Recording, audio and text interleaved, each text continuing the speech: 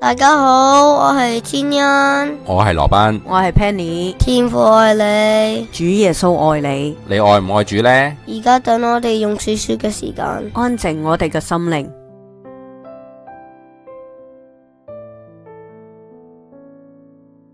而家就等我哋一齊靈修，一齊踏上同主相遇嘅旅程。如果喺當中有被經文或者分享感動嘅，請記低。而家請細心聆聽主嘅話語。歌羅西書3章12至17節。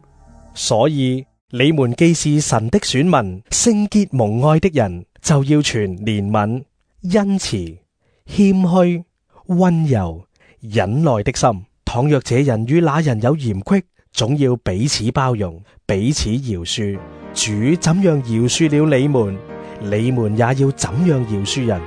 在這一切之外，要存着愛心。愛心就是聯絡全德的。又要叫基督的平安在你們心裏做主，你們也為此蒙召，歸為一體，且要存感謝的心。當用各樣的智慧，把基督的道理豐豐富富地存在心裏，用詩章、頌詞、靈歌彼此教導，互相勸誡，心被恩感，歌頌神。無論做什麼，或說話，或行事，都要奉主耶穌的名，藉着他感謝父神。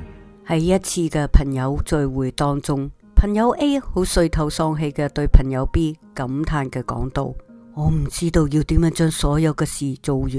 朋友 B 就提醒朋友 A 講道：唔好氣餒，你應該要嘉許自己，你已經做咗好多啦。之後佢就講出咗朋友 A 正努力達成嘅事情，包括保持健康嘅生活、努力工作、喺研究所取得嘅好成績、寫作，仲有參加查經班。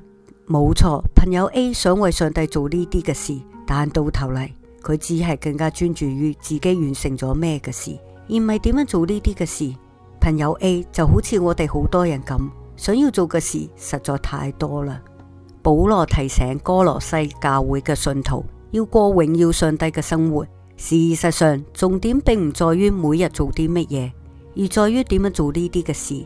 喺歌羅西書3章12節，保羅勸勉信徒，凡事都要心存憐憫、恩慈、謙虛、溫柔、忍耐。